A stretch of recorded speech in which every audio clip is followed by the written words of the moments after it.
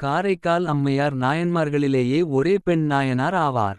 இவருடைய இயற்பெயர் புனிதவதியார். இவர் காரைக்கால் என்னும் ஊரில் ஒரு பெரிய வணிகர் குலத்தில் பிறந்தவர். சிறு வயதிலிருந்தே சிவபெருமான் மீது மிகுந்த பக்தி கொண்டிருந்த இவர் மிகுந்த அழகுடன் நல்ல குணத்துடன் வளர்ந்து ஒரு வணிகரான பரமதத்தர் என்பவரை திருமணம் செய்து கொண்டார்.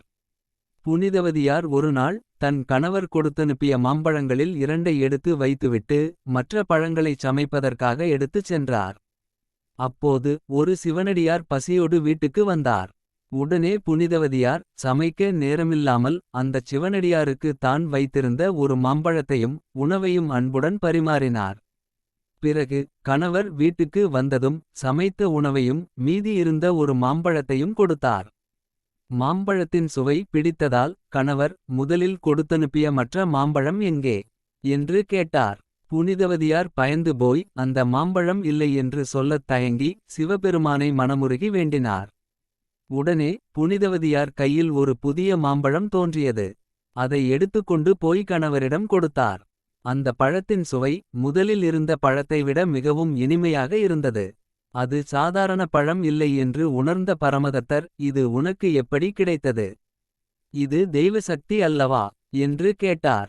புனிதவதியார் நடந்த உண்மையைச் சொன்னதும் பரமதத்தருக்கு பயம் வந்துவிட்டது. இவள் சாதாரண பெண் அல்ல, இவள் ஒரு தெய்வம் என்று நினைத்த அவர் மனைவியாக வாழ அஞ்சி சில நாட்களில் அவரை யாருக்கும் தெரியாமல் விட்டுவிட்டு வேறு ஒரு ஊருக்குச் சென்று இரண்டாவதாக ஒரு பெண்ணை திருமணம் செய்து குழந்தையுடன் வாழ்ந்தார். சில காலம் கழித்து பரமதத்தர் இருக்கும் ஊருக்கு புனிதவதியார் சென்றார்.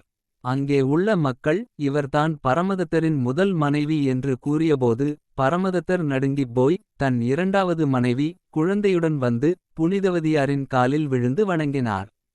இவள் எனக்கு தெய்வம் என்று கூறினார். இந்த உலக வாழ்க்கையை இனி விரும்பாத புனிதவதியார், உங்களுக்கு நான் மனைவியாக இருக்க வேண்டிய அவசியம் இல்லையென்றால் இந்த அழகிய உடலும் எனக்கு தேவையில்லை என்று சிவபெருமானை வேண்டினார். உடனே சிவபெருமானின் அருளால் அவருடைய அழகான உடலும் மாமிசமும் நீங்கி எலும்பு மட்டுமே உடைய பேய் வடிவத்தை அடைந்தார். அந்த உருவத்துடனேயே அவர் கைலாயம் சென்று சிவபெருமானின் நடனத்தைக் கண்டு ஆனந்தமாக பாடினார்.